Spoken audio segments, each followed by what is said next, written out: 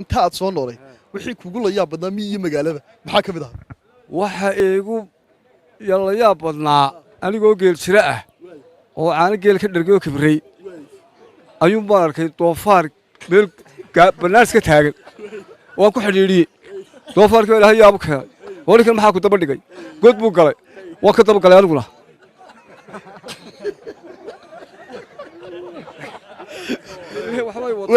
wali waa kibirsanahay ma ka daba galay doofaarku markan hore godka dabadu u gala markuu ikhtiyaarka leeyahay nabad qabade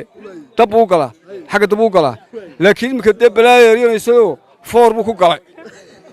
socodtay maaha markaa waxaa jira maqsinka ugu dambeeya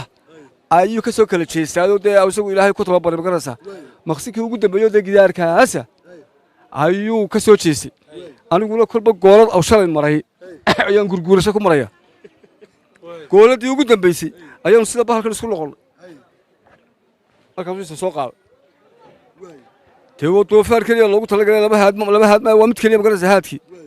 sida gudintiiyo daabka isku noqdaan soo maarag ayaan isku noqonnay isla dushuu maray alla hoostaan maray isaga gidaarkii dushaa haya anigana ciidii baan fuqa ku hayaa hereg waa jaaqlaa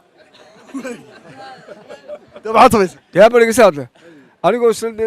shahaadaan siloo naqasumaan kaceelay afkii oo dhanka ku hayaa yaa barigisaad koor dambaan isiri war mala gacantii baan sidaa idhoo waxaan siri waliyuma kurihiisiiba ayaan taabtay masaan qanjiiradii buu dareemo markaasuu